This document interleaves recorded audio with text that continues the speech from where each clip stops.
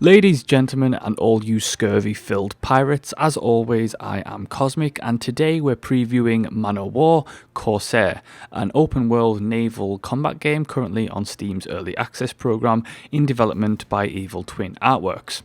Corsair is set in the old world of Games Workshop's Warhammer Fantasy IP, and is based from the tabletop game Man O' War, which is now out of print. Man O' War places you as the captain of a ship bound for sea, glory and riches. It's a game that gives you the freedom to do what you want to do. You can go off to plunder the unaware vessels of the Empire, engage the orc pirates to defend the realm, take on quests at a port for reputation and money, or go in search of hidden treasure. The control scheme of the game is simple enough. You control your ship and on occasion can engage in third-person shooting fights aboard your vessel, in which you can switch control from captain to various key crew members. Other than this, your only means of interacting with the world is fire the ship. There's no making land when you make port, it's just a series of menus. Controlling the ship is fairly easy, but the wind mechanic can make the game frustrating at times. The weather and thus the changing wind directions constantly change all the time, which on one hand provides a very nice atmosphere and living world illusion. On the other hand, getting from A to B can take an extended amount of time if the wind is blowing in the opposite direction. Don't get me wrong, wind mechanics need to be in play for a game all about naval warfare, but something needs to be done about the speed when it comes to travelling, especially when the winds are blowing in the opposite direction. The combat itself is a satisfying affair of broadside mechanics. Aim that arsenal of cannons and fire, rinse and repeat until someone or something sinks. This currently is not a great variety of weaponry for ships, however some classes do have variations of weaponry like the single shot hellhammer. On top of just shooting balls at each other from range, ships can board one another, initiating close quarters combat. Orcs in particular like to ram other ships and board, and boarding initiates a third person perspective where you can shoot your equipped weapon and also change in between key members of the crew. In particular, the sniper at the Crow's Perch was my personal favourite, who you can hire once you've actually got some money and hire more crew members. I particularly like using the sniper just to snipe all those orcs from above. Now there's everything from smaller scale conflicts to large fleet battles going on in the world, and the AI will carry on without you regardless. The illusion of a living world is a good one thus far. Sailing into the middle of a giant battle between the Empire and orcs is a real thing. The combat works really well, but could do with some improvements, particularly on the boarding action side of things. Added variety to the ships in terms of adding unique weaponry would be something that would add some depth. One thing I do love is the sea creatures that attack you, including megalodons, krakens and more.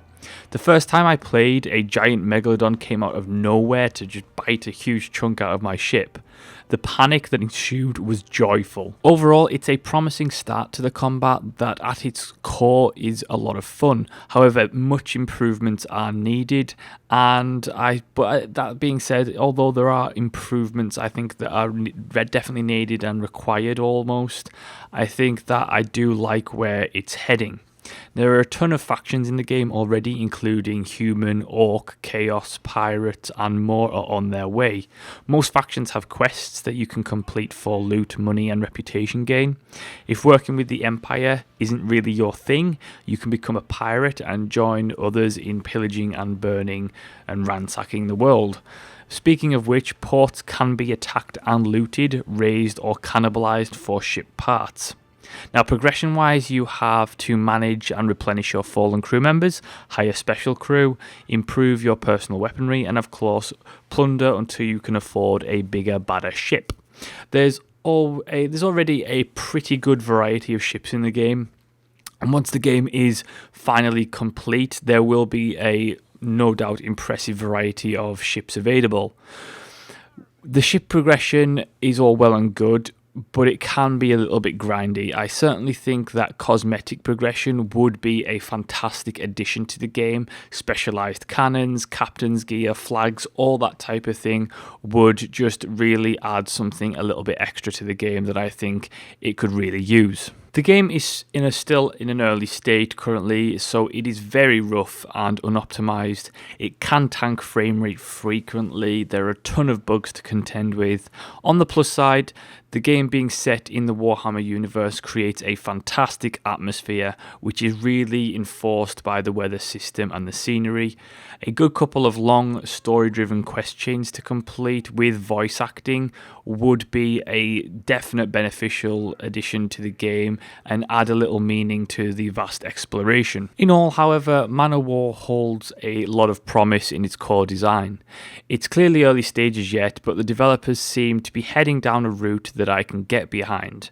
If you're a fan of Warhammer or naval battles like of Assassin's Creed Black Flag, you'll probably will get a lot out of Corsair. It is still in early access, so you may wish to wait for full release, but there is currently hours and hours of worth of content in the game already if you can get past the buggy technical state of the game. And that is the preview for Manowar Corsair. Thank you so much for watching and listening. Do like, subscribe and leave a comment. Let me know what your thoughts are. If you like the look of the game or if you've played it, let me know your experiences, and I will see you next time.